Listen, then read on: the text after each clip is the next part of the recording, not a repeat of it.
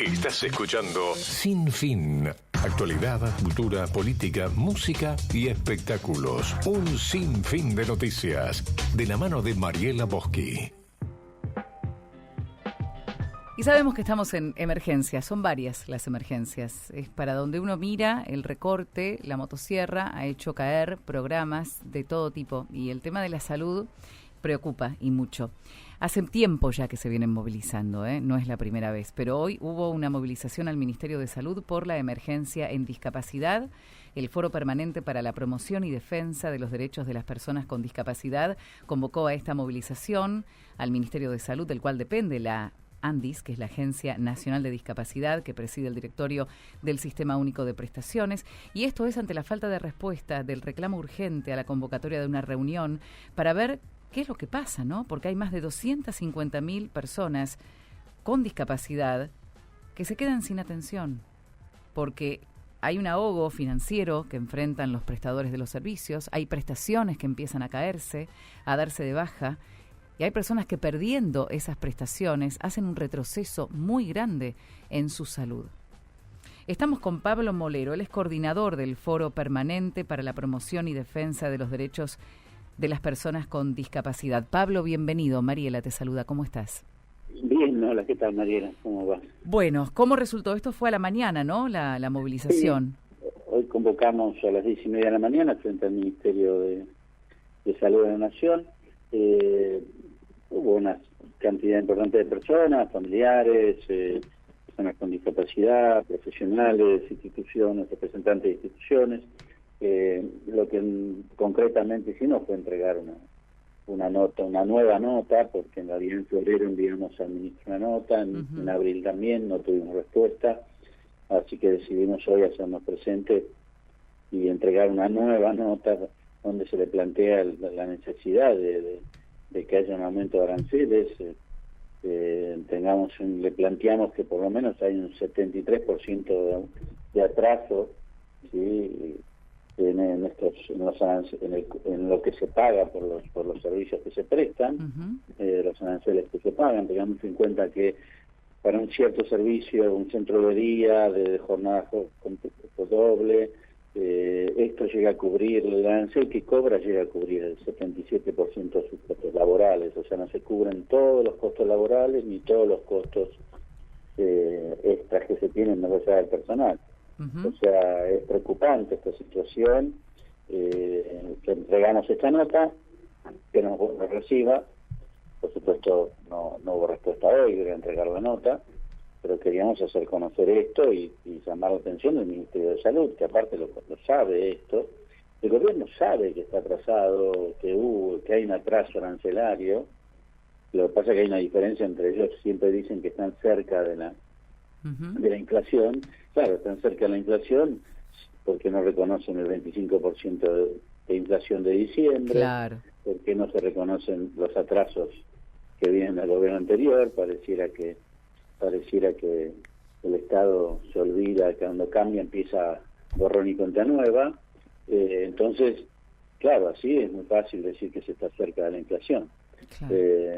Los aumentos que fueron dando, pero la verdad es que no es así. Y el último aumento que se cobró fue en diciembre del 0,5, era un aumento que se había dado en noviembre retroactivo a octubre, otro en noviembre y diciembre, quedaba sumado los tres meses 2,3%. Y en octubre solo hubo una inflación del 3, y algo, así que no llegaba a cubrirse para nada. Sumando todos los aumentos de los 3 meses no se llegaba a cubrir el mes de octubre. Claro. Y esto es el panorama que vive la gente en todo el país, ¿no? Porque ustedes se movilizaron acá al ministerio, pero esto es en representación de todas las personas que viven con discapacidad en todo el territorio nacional. Sí, son casi 250.000 personas que están bajo este tipo de servicios, que implica escuelas, centros de día, rehabilitación, estimulación temprana, hogares, transporte, o sea, todo eso. No todas las personas con discapacidad necesitan este tipo de atención, pero hay una cantidad que sí, y estamos aquellos que están siendo cubiertos por una obra social, una prepaga, PAMI o con una pensión. Después hay un montón de gente que está sin atención, que depende directamente de lo público, con lo cual no encuentra este tipo de atención, no la encuentra.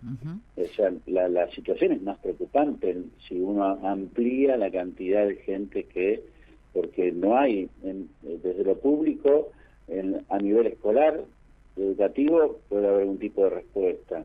A nivel de rehabilitación en algunas provincias, pero a medida que nos van, pero en la misma Ciudad de Buenos Aires no hay respuesta para todas las personas que buscan en la Ciudad de Buenos Aires, por ejemplo, rehabilitación para niños. Sí. Pasa con la salud mental, pasa con un montón de cosas, viste, que la gente va a buscar y no encuentra. Alejandro, ni hablemos en las provincias, que los lugares de rehabilitación, la gente tiene que viajar, si no hay transporte, la gente no llega. O sea, el tema de la problemática la podríamos agrandar mucho más. Esto es concretamente para aquellas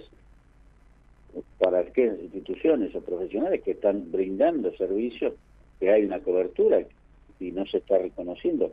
Tengamos en cuenta que estas instituciones tienen que cumplir con una cierta cantidad de exigencias edilicias y de personal para poder entrar dentro de este sistema de prestaciones y a su vez es el mismo Estado quien fija el arancel.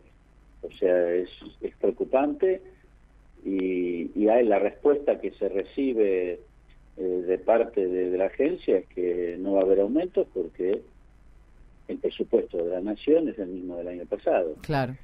Lo cual en los números es cierto porque no se votó el aumento para el año 2025, pero el gobierno siguió cobrando, se aumentaron los sueldos, hubo aumento de la comida, de la electricidad, y todo eso se cobra el IVA, con lo cual el gobierno recaudó también más dinero. No, y después están aquellos prestadores que ya no brindan, porque además hay una deuda. Además de que no les están aumentando lo que valen hoy sus prestaciones, hay deuda también, ¿no? Sí, también tenemos atrasos en algunos obras sociales que tienen atraso en pagos. Sí, hay deudas históricas. La situación es compleja. Ya era del gobierno anterior, de Fernández. Lo que pasa es que nosotros le planteamos que por lo menos, y se lo planteamos también a este gobierno, que por lo menos haya aumentos que permitan seguir funcionando. Claro. Sabemos que, porque ellos nos plantean, ¿y ustedes saben en qué país están? Sí, sabemos, por eso lo que planteamos es aumentos que permitan seguir funcionando. Hoy un prestador me decía, la verdad es que no llego a cubrir los costos, esto es lo que pasa, la gente está en deuda con la FIP, bueno, el ARCA ahora, la gente está en deuda, ha sacado dinero, préstamos para poder cubrir, esperando que esto se cambie, pero en un momento hay que salir a pagar las deudas. Así que es muy preocupante y lo grave es que las respuestas la respuesta es no vamos a dar aumento porque no tenemos dinero. Y por otro lado una crítica a decir que los que se quejan por una cuestión política, que están en contra de esta nueva Argentina que según ellos se viene, y entonces los reclamos no son tenidos en cuenta porque dicen que hay una cuestión política, y de hecho han usado para rechazar el proyecto de ley de emergencia en discapacidad, diciendo que la emergencia es una supuesta emergencia, no hay una emergencia. Bueno, una buena de hoy es que la ANDIS derogó los criterios anteriormente establecidos para evaluar las pensiones no contributivas. Esta polémica que se desató por esos términos ofensivos con los cuales se catalogaba a la gente, ¿no? Expresiones como idiota, imbécil, débil mental, clasificaciones que finalmente fueron derogadas, o sea que se vuelve al estado anterior. Sí, lo que pasa es que ellos siguen usando para evaluar las pensiones el criterio de incapacidad laboral, que ya de hace tiempo se había en los papeles no cambiado, pero en la práctica la pensión se daba no solamente por incapacidad laboral, sino por una discapacidad y situación de pobreza.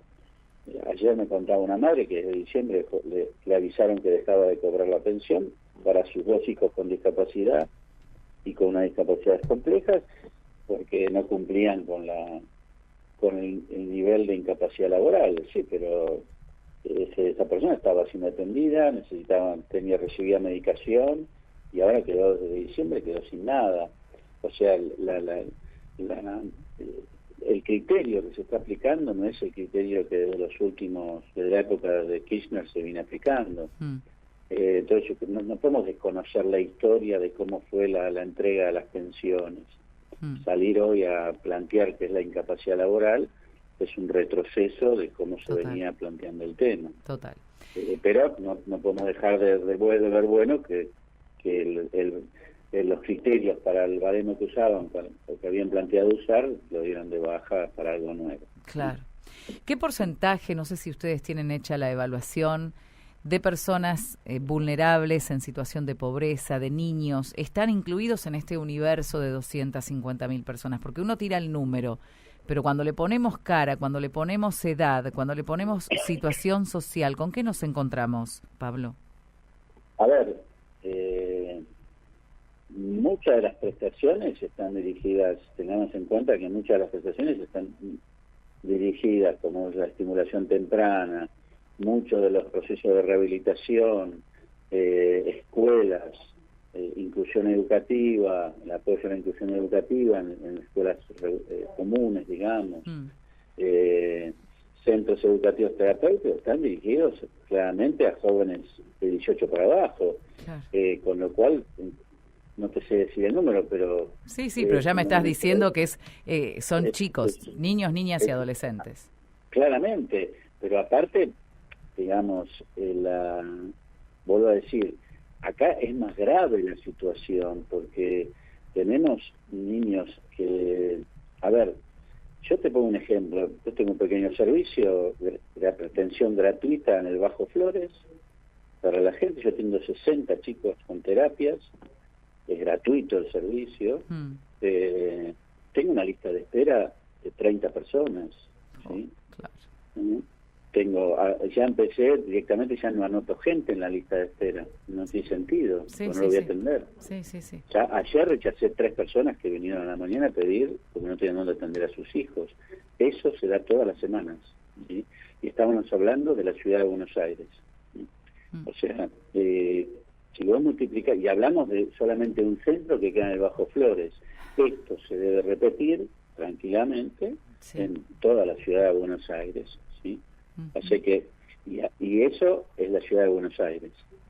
Si nos trasladamos a donde hay mayores situaciones de pobreza, Gran Buenos Aires, y si después vamos a las provincias, donde a su vez hay que trasladarse, y donde no hay tantos servicios públicos para atender, la cosa se pone compleja, porque no caemos en cuenta, y a ver, en la ciudad de Buenos Aires, en algunos hospitales, la lista de espera implica 2 años de espera para atenderse. Claro. Para un chico esperar 2 años a atenderse es terrible. Sí, ya perdió toda capacidad de recuperación de habilidades. Y muchas veces, y voy a decir, y a veces quienes nos mandan a nosotros atención es el hospital público de la ciudad de Buenos Aires. Es una escuela de la ciudad que tiene un chico con problema y nos manda a nosotros porque esa es gente que no tiene cobertura. O sea, la situación es compleja. Por eso cuando algunos en nuestro país hablan de que no hemos tenido una guerra, no sé qué, nuestro país tiene pobreza estable, estructural, durante muchos años, ¿sí? Con lo cual claramente hay mucha gente que, como digo yo, hay gente, como el Estado no va a intervenir en esto, porque hay gente que nació con una discapacidad por la falta de alimentación, por la falta de tratamiento, por problemas en las políticas públicas. Este gobierno podrá decir, bueno, no es culpa nuestra, pero acá no es un tema de quién tiene la culpa o no. Hay gente con necesidades y el Estado tiene que dar respuesta a esto. Sí, acá no es decir, como nos han dicho nosotros, bueno, esto no lo creamos nosotros, pero a mí me importa muy poco quién lo creó. Acá el tema es que hay personas que necesitan respuesta, y si la ciudad de Buenos Aires, que yo le he hablado con gente del ministro incluso de la ciudad de Buenos Aires, lo he hablado este tema, digamos, si hablamos de la ciudad de Buenos Aires, que tiene, le pasa esto, ni hablemos a medida que nos vamos alejando más, ¿sí? Entonces hay gente que no debe tener ningún tipo de atención, ningún tipo de atención. Entonces el tema es grave y nosotros estamos con estas personas responsables que te dicen, bueno, pero usted es una cuestión política. ¿Política de qué? Yo hablo de personas, ¿sí? A mí me vienen a golpear a mi centro personas que me dicen, ayer mamá, tengo un chico de 4 años que necesita por una audiología, ya no sé dónde ir. O sea, ¿de qué estamos hablando de cuestión política? Por eso yo me enojo con esta gente, como me he enojado con otros funcionarios anteriormente, digamos, ¿sí? Entonces, la verdad es que yo entiendo que puede ser que se haya mal hecho algunas entregas de pensiones, ¿sí? Pero analicemos caso por caso. Claro, no le saquemos ¿sí? todo a todos. Mientras tanto, y aparte no cambiemos los criterios, porque un joven que quizás puede ser que su discapacidad no llegue a la incapacidad laboral, pero ¿dónde va a encontrar trabajo ese joven? A ver, ¿dónde? ¿De qué me están hablando cuando nos plantean que ellos vienen, las nuevas políticas son para que la gente tenga trabajo? Me alegro que lo quieran hacer. Ahora, en el mientras tanto, ¿qué? ¿En el mientras tanto, qué?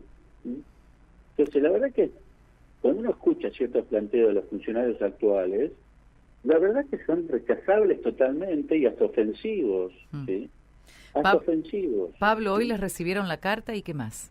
No, nada más. O sea, nosotros no esperábamos más que eso. Nosotros fuimos con algún objetivo, que era hacernos presentes, generar ruido, entregar la nota, y ahora seguiremos haciendo presión por distintos lados a ver si el ministro nos recibe o si la gente del gobierno del tema de discapacidad también da un tipo de respuesta.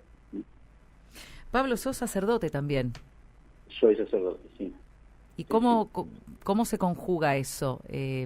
No sé, ¿te da una fortaleza mayor para no caer en la desesperanza? ¿Qué te aporta a vos tu rol de sacerdote en esto? A ver, es parte digamos, yo hace 30 años en el tema de discapacidad, así que lo conozco bastante y bueno, yo siempre digo que uno pone desde las posibilidades que la Iglesia tiene, de abrir puertas y de trabajo y de hacer, pero el que tiene realmente la dificultad, y yo lo tengo claro, esto, cuando hablo, no soy yo, ¿sí? La dificultad directa primera la tiene la persona con discapacidad y las familias que tienen que responder por un hijo día tras día. Uno, desde su compromiso, lo que busca es tratar de justamente generar respuestas para que esa situación se transforme, ¿sí? La verdad es que yo no me puedo poner al mismo nivel ni de una familia ni de una persona con discapacidad. El respeto de una situación donde yo trato con mucha otra gente, tratamos de abrir puertas y de buscar soluciones definitivas. Pero bueno, es parte de la tarea que tengo, y lo vengo haciendo hace 30 años, claro. Con toda otra gente, y vamos buscando siempre respuestas. Parte de la tarea de la Iglesia, de la Iglesia, de preocuparnos por las personas. Claro, y lo que decía Francisco, ¿no? Otros se preocupan de otras áreas. Sí. Muchos años estoy con este tema y vuelvo a decir, pero tengo claro que cuando una persona viene a pedir que en nuestro centro la tengamos que atender y no la podemos atender, la verdad que me da algo en el estómago. Sí, más no puedo, en algún sentido, hasta ahí llegamos en nuestra respuesta, por eso tratamos de buscar por otro lado. Claro. Yo no, es lo que tratamos de hacer y por eso nos da mucho rechazo que alguien no se dé cuenta de lo que está pasando, una supuesta emergencia, es ofensivo. Sí. Una madre o un padre o una persona que no puede cubrir su medicación, ¿dónde está la supuesta emergencia? Un niño, a un chico que le agarra una crisis en su situación y se empieza a golpear la cabeza y porque le falta la medicación o no encuentra respuesta, ¿Dónde está la supuesta emergencia? ¿Sí? Eso lo dice alguien que no está con la gente delante, ¿sí?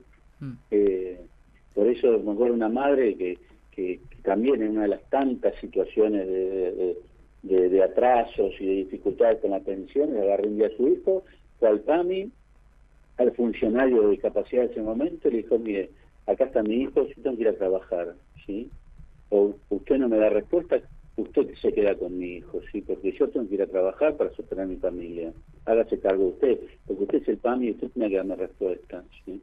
O sea, esto es ahora hay que llegar a estas cosas, ¿sí? Hay que llegar. Cuando plantean que alguien, yo te quito la pensión porque tu hijo